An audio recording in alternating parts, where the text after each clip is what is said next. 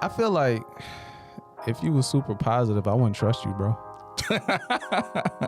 just saying, because I'm not positive. Yeah. You know what I mean? And yeah, I'm a reverend, but I'm not positive at all. You know, I always see the negative first.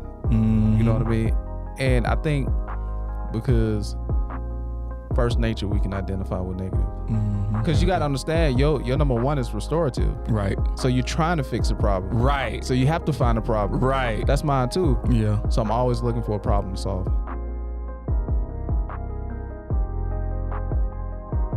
What's happening, people? Welcome back to Be More to Do More podcast, where we help you to become the person you need to become to do the things you're called to do. Your boy Tone in the building, man. Henry A. Harden. The what? The third. Don't forget the 3. All right, bro. So we just had to hurry up and get this started real quick, man, because we sit here thinking about topics and you just said something and just thought, yeah, go ahead, bro. All right. So I'm gonna re-ask the question. So Okay. on a scale of 1 to 10, how positive do you think I am? I would say a 9 A 9. because I'm a pessimist.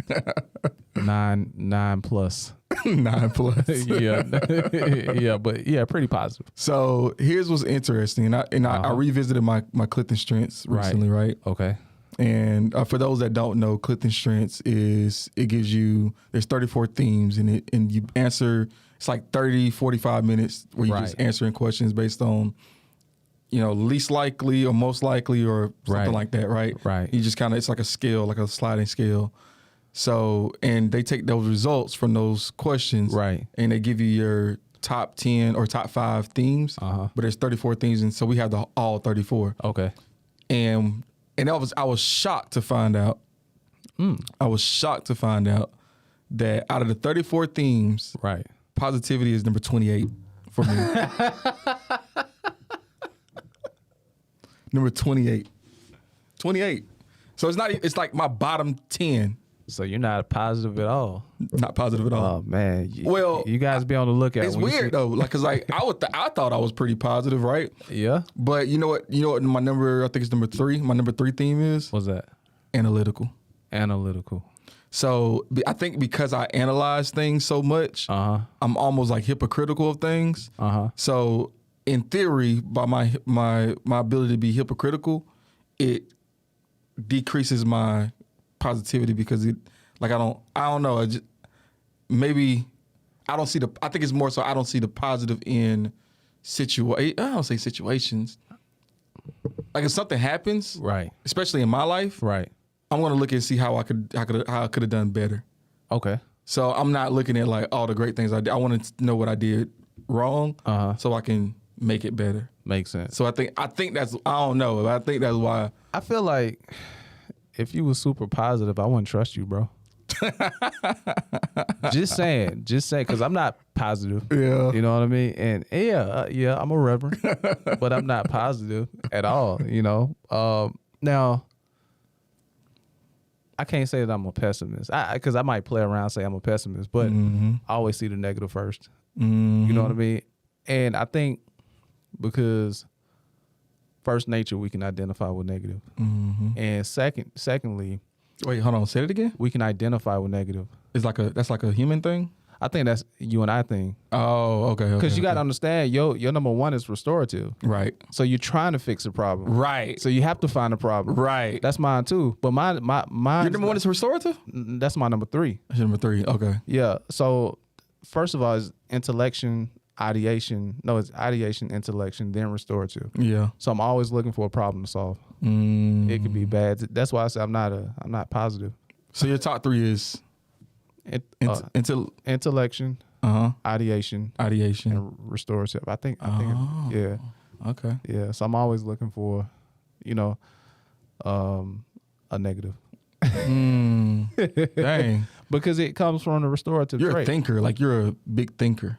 A big ideation. I think ideation is number 1 though. Is it? Yeah.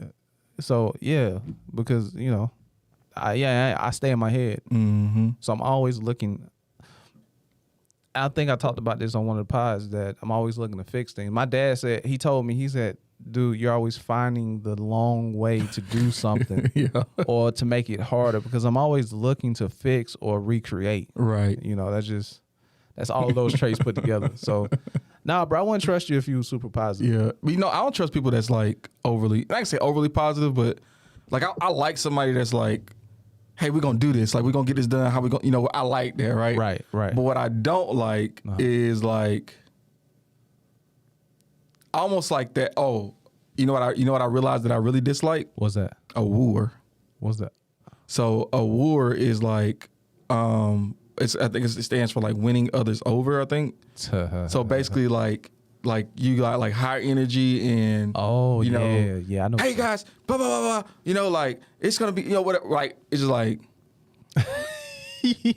what's your angle, bro? you know, like it's fake. Like you fake. Yeah. Like you being fake right now. Like don't try. Like I feel like you're trying to play me too. Right. You know, like some wooers. And that's how I feel. I feel the same way. Like you try to, like, you're not genuine. Right. Yeah. Right. Yeah. Like, and what I realized is that I can't remember which Clifton strength it is. One of my top 5 though. I value authenticness. I value genuine. Right. I want to say it's individualization, maybe. Right. You made me want to just pull mine up. Go ahead, bro. It's like this. It gets so deep, man. Like I honestly need to sponsor us, to be honest with you.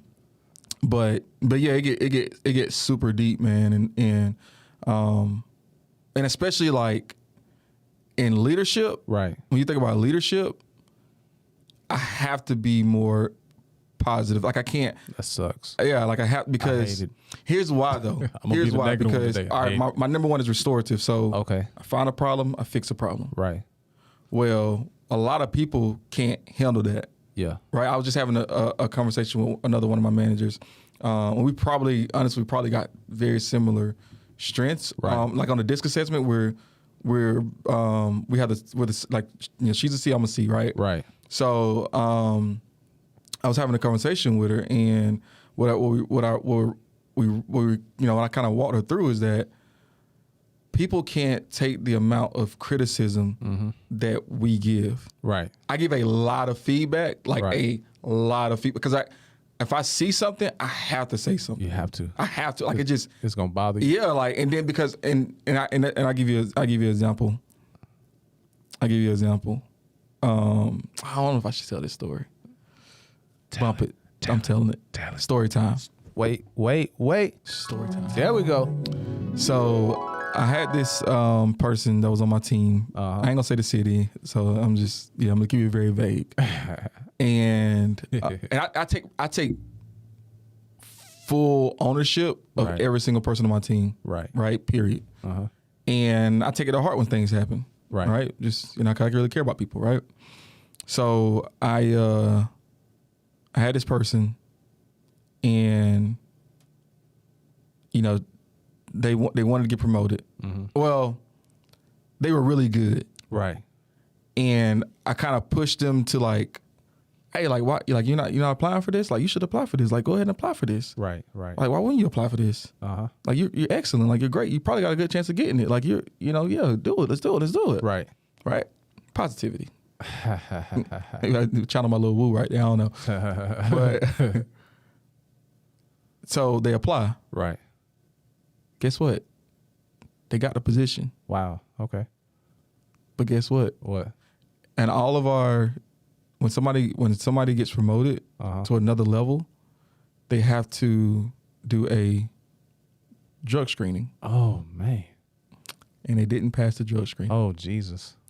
And I felt so bad on 2 fronts. One, because I pushed this person to apply. They probably weren't going to apply if I didn't tell them to. Right.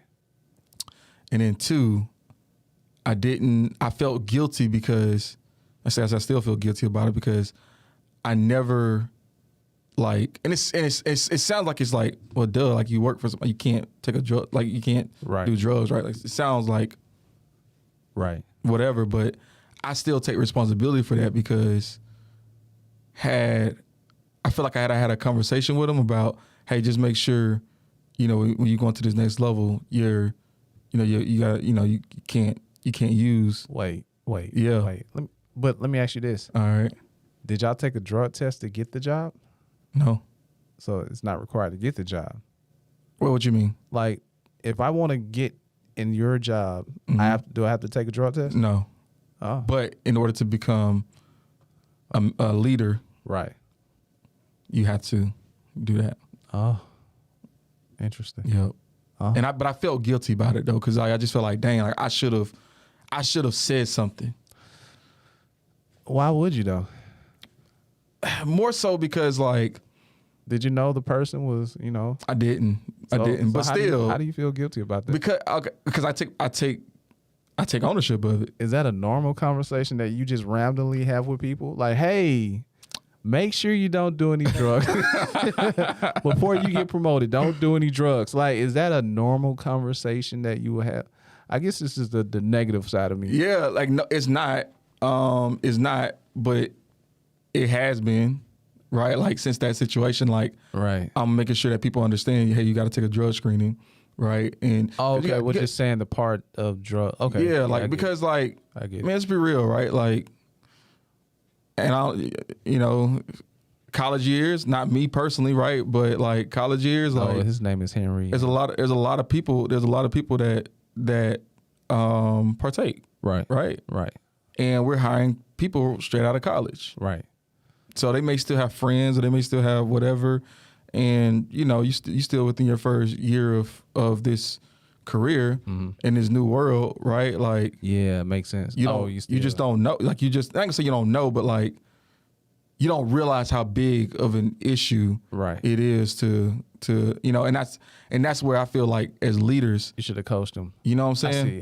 I feel you. So I feel you. That's really what that's really what it is. So like I put that into my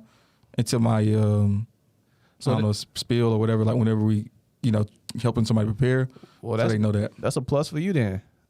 Yeah, it helped me in the long run. Yeah, just being positive now. Yeah.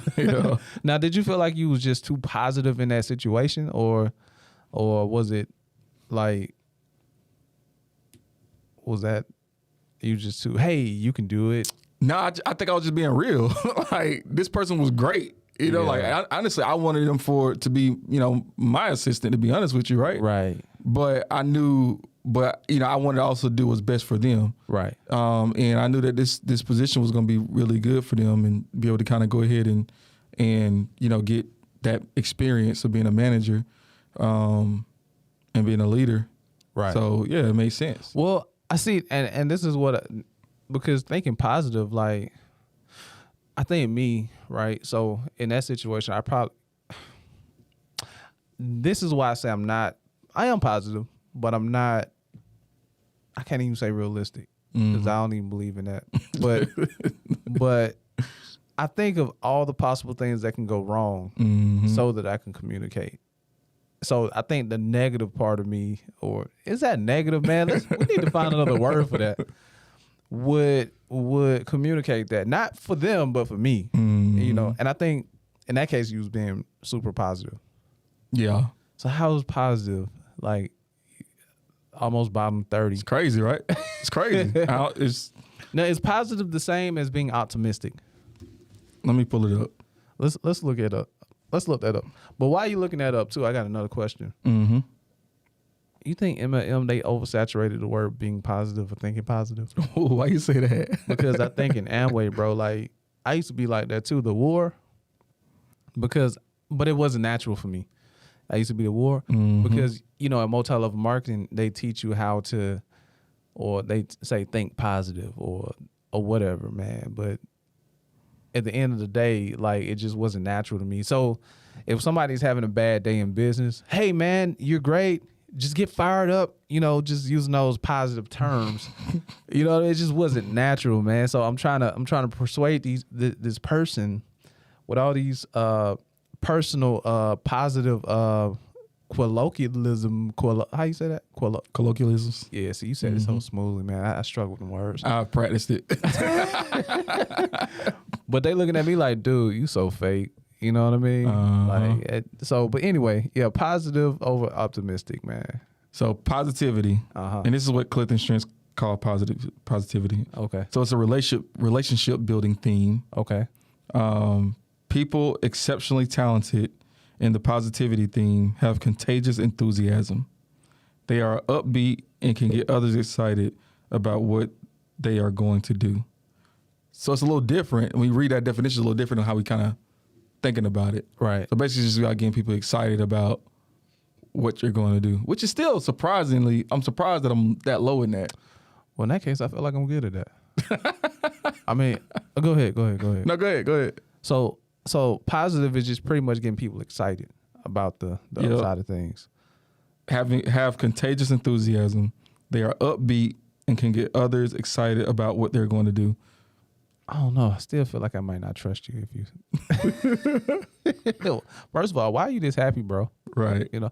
No, I mean, and I understand. Okay, so what's optimistic, man? Let me define optimistic, man. Let's see. Leaders, we trying to get this together for y'all so we can know the difference. Optimistic means hopeful and confident about the future. Now I feel like I'm optimistic. Oh, I think I'm optimistic. I feel like I'm optimistic. Yeah. Yeah. Oh, you know what? What's in my top 10? What's that? Futuristic is in my top 10. You know what I think about when you say futuristic? Young Leland Austin. Yeah.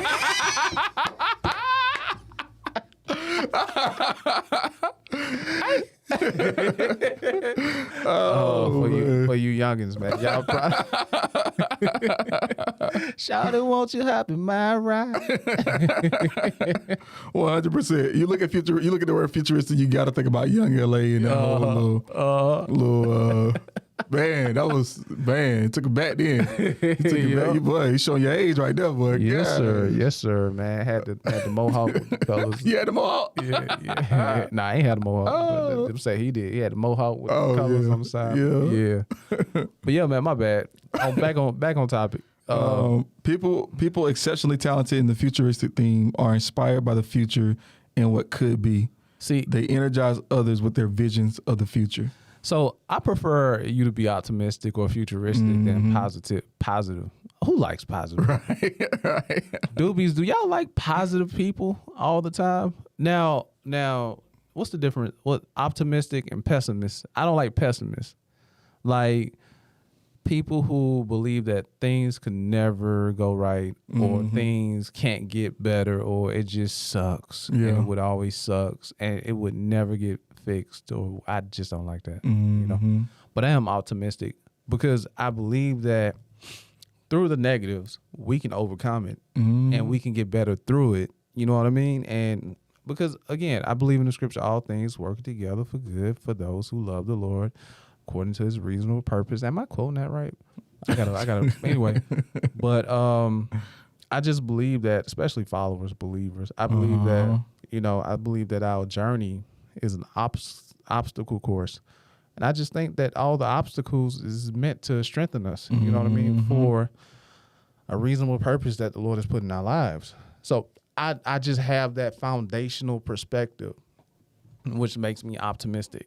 But to be positive about things that are negative, I don't like, because how can we get through the negative if we don't see it? Right. That's just how I feel about it. Right. Yeah, man. How can you get through the negative if you don't see the positive? If you don't see the negative.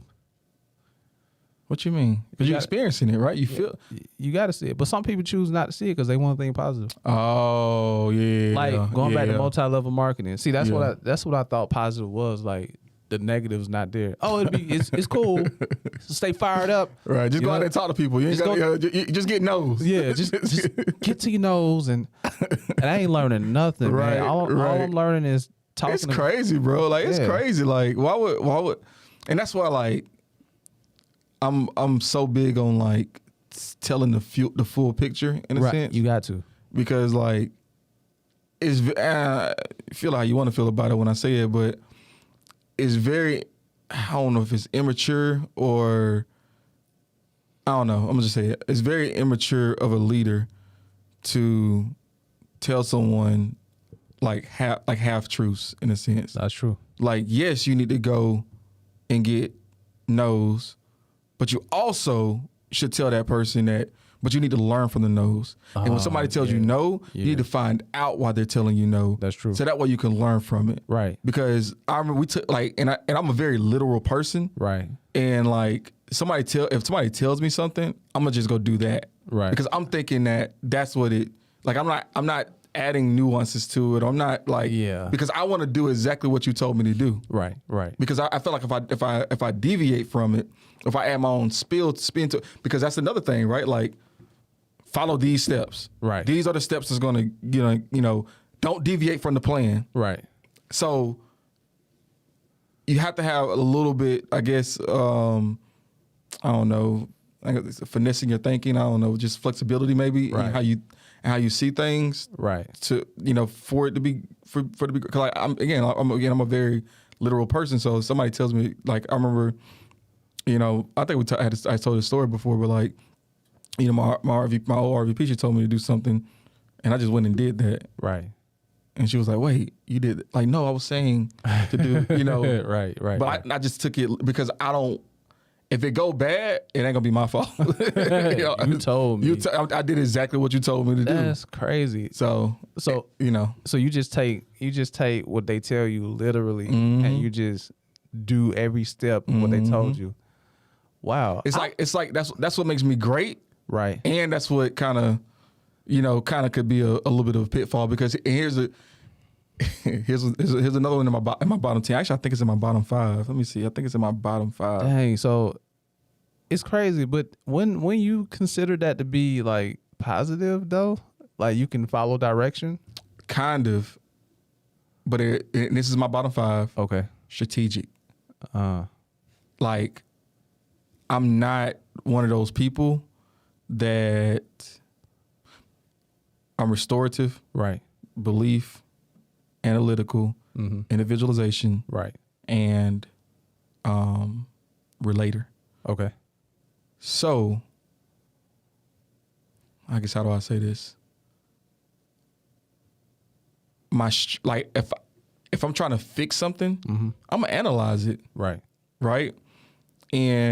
But when I go to fix it, and also, I don't know if these work together, but I'm also, when I'm under pressure, right? I still got a lot of D to me, Do you go to the disc assessment? Is your default like bumping? I'm gonna do it my way. Yes. If you're under pressure. Yes. Okay. 100%. I like that. Yeah. But it sucks. Okay. Because I may say something. Right. I'm not gonna say I regret it, because I said it for a reason, right? Right. But I may be like, dang, I wish I would have said it a different way. Right. I meant what I said. Right. Right. But I should have used a different term, or I should have said it in a more pleasant way. Right. I still meant what I said. Man. So that's the part where, again, it's good because I can follow directions, but it's bad because I don't always have the strategy to understand that I need to communicate that message differently, or I need to, right. So it's like somebody has to tell me, like, and this is, I'm telling you, like I need, like, even though like wooers kind of, I don't really, feel comfortable with it. Right. I need them. I need wooers to kind of help you. Well, yeah, to balance me out. Yeah, because you're gonna think like, dang, I could have. So you need that, nah, bro. Like, and I also need people who have strategy, right? But also the intellect. Like, that's why me and you work so well together. Right. Right. Because like, you'll think about things from a different perspective. Right. And I'm like, dang, Tone, I'm glad you said that, because I would have did that a totally different way. Right. Like, because it helped. It balanced me out, and because I don't have a lot of empathy either. So empathy is my bottom 5. Oh, that ain't in mine at all. It's weird. It's in my bottom 5. Well, yeah, go ahead. Empathy is in my bottom 5. I think it's number. That's nowhere on the radar. 3. That's nowhere on the radar for me, bro. It's actually my second to last. My second to last is empathy. Really? Yeah. Because we got to fix the problem. So you don't care about no feelings. I don't care how you feel about it. We got to fix the freaking problem. Like, and I do care. like I want you to feel good about fixing the problem. Right. Right. Because I'm individualization. Right. I want, okay, how do you, I'm going to get your opinion on it. Right. But at the end of the day, it's still a problem. We got to fix the problem. Yeah. And if the problem is not getting fixed by the way or whatever, like, or if in my head, it just sounds like this. I understand you feel this way, but there's still a problem here. Yeah. Why you smiling? Yeah. In so many ways, right? Like, and it's, but like, and we had a trainer come in, and she was saying that,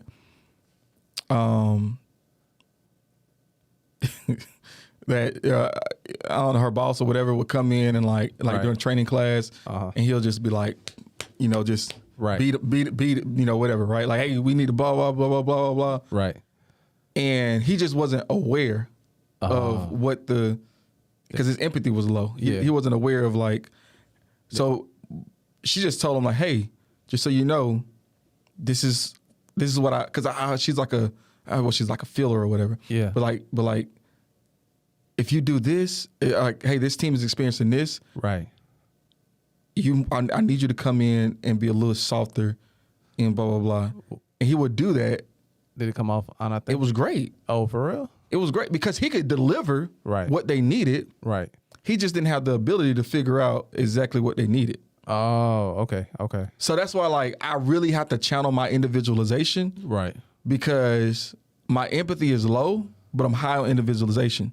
So, like, and you're literal. In a group, and I'm literal. So in a group setting, that's not my best performance in a group setting. So it's like okay. I'm better one-on-one because my number 4 is individualization, and my number 5 is relator. Oh, so yeah, so you have to talk to each. You have to coach an individual person, so you can actually see the problem. Bingo. Bingo. So now you can utilize your other strength to see the problem, so that now we can get to. But if it's a group, right? If it's a group, straight.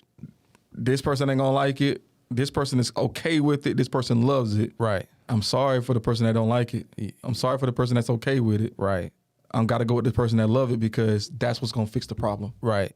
And then we can have a conversation later with the person who don't like it. Bingo. You ain't got trust issues, do you? Oh, 100%. I do got trust issues. What? Yeah, for sure. So how do you follow directions, bro? Because if you notice, if y'all don't know by now, I had like 3,000 jobs, and all of them derived from trust issues. Yeah. Well, I think because I'm saying, how are you able to follow directions that well? All right. So I think here's the basis of it. The basis of it is whatever I do, right, it affects my leadership as well. Okay. Right? So the reality of it is, what do they have to benefit for me failing? Like they don't benefit them for me failing. Right. And I give you an example. I was I found out that we were $2 away. $2? $2 away from hitting this big company goal. Right. So I reach out to my leader and I say, hey, we $2 away. I'm slick finna put this. Like, what we gonna do? Right. Hey, if we need to do this, I'm down with it. Let's do this. Right. And my leader told me, I'm on top of it. We don't have to do that. Right. We're gonna get it another way. Right. So now just trust it, because it's gonna affect them in that case just as much as it's gonna affect me if we don't hit it. So I guess I'm asking. So in that case, I get it, because I'm gonna have to trust my leader. Mm-hmm. But if somebody give me directions, I don't follow. Why you don't follow, man? See, you know how you say I'm literal? I can take directions. Because I'm negative, man. I'm gonna pick it apart, and I'm like, yo, this ain't gonna work for me. It got man, like, and I'm not saying it's good. Yeah, it just works for me. Yeah, because I'm self-aware, and I know that's what I think I'm a born entrepreneur. That's just what it is. Mm-hmm. Because I have to customize things for me, and it's selfish, but that's how I'm able to serve you better if I customize it to myself. Otherwise, it's just I'm not gonna see the point, and I'm gonna just be disengaged and just not interested in following the system. Yeah, and I think that's why it didn't work out at a lot of places. Well, I think in my opinion, you tell me if I'm wrong, but I think you're more of a relationship driven. So if somebody has a great relationship with you and you kind of understand them, it's easier for you to trust what they say. Am I wrong on that? Relationship. All right. So so hey, Tone. We're gonna see how this goes. All right, hey Tone. What's up? This clip is gonna go. I need you to take this clip and post it at this time. Well, that's different. It's gonna go. Well, that's different. Why is that different? With us, it's different. Right. Why? Because it's our system. Okay. Because we have because I have just as much to lose on it. Yeah, we're both invested, and we have a vision. Okay, is this gonna work? Bet. Okay. And we try it out. All right. Because we're building our own system. All right. Hey, Tone. What's up? Take a man to this place. He gonna love it. That's cool. Would you do it? Yeah, I'll do it. Why? I mean, because it was a great idea. I mean, it was. Now you got kids, and if your kids like it, then yeah. I mean, I get the relationship. Yeah. But and then there's people I don't have. Like I was at the studio the other day, and I forgot who it was. A friend of ours that used to go to our church. She was like, I met her in the parking lot, right? She was like, "Oh, you work here?" I was like, "Yeah." She was like, "Oh," and we started talking about kids, and she was like, "Hey, take him on up here.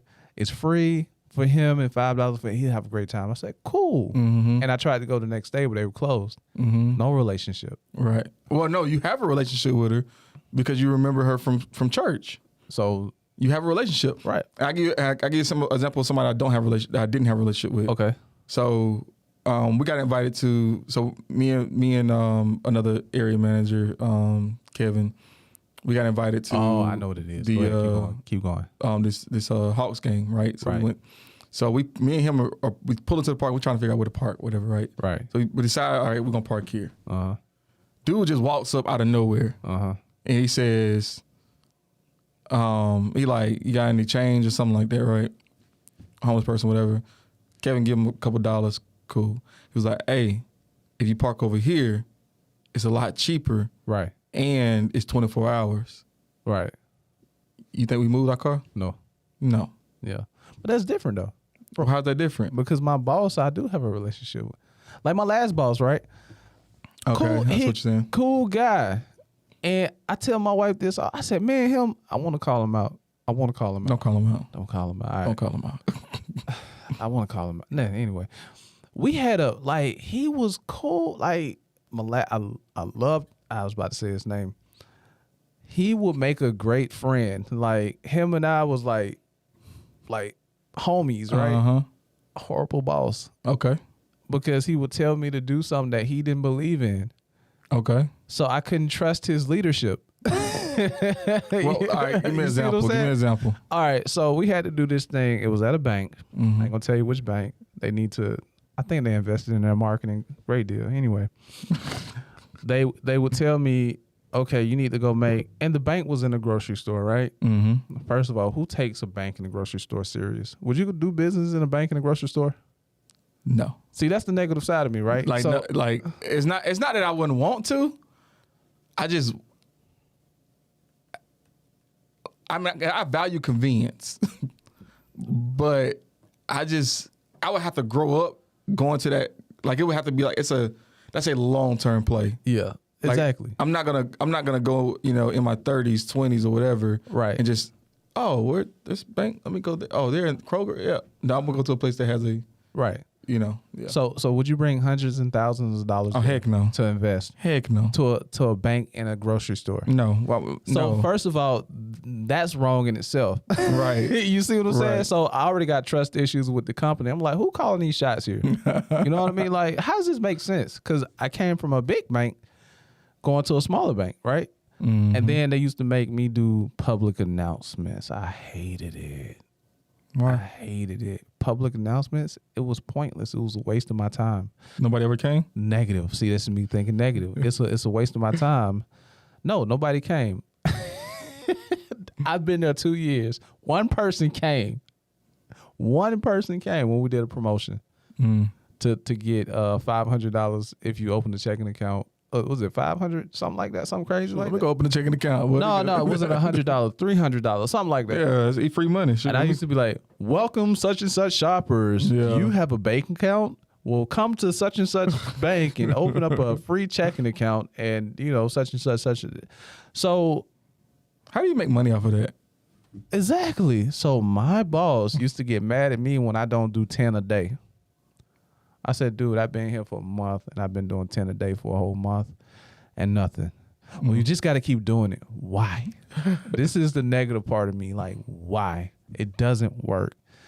Well, they just want us to do it. So you don't know why we should be doing it. So why should I trust your leadership, sir? You know what I mean? So this is, again, me thinking negative, right? Right. So, but he was good.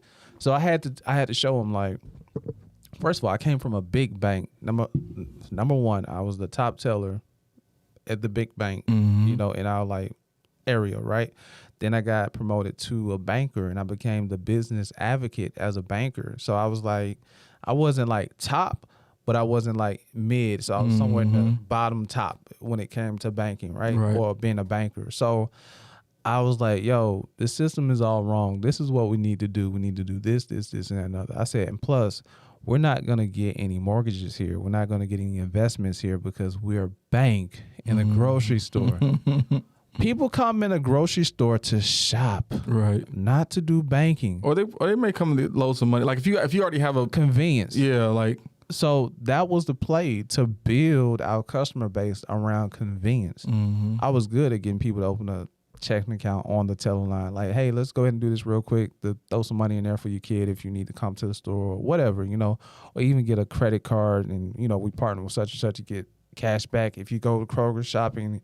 I can make a play like, okay, you get 3% cash back on what you spend, right? So if you do your shopping here in Kroger and use the credit card, you get cash back.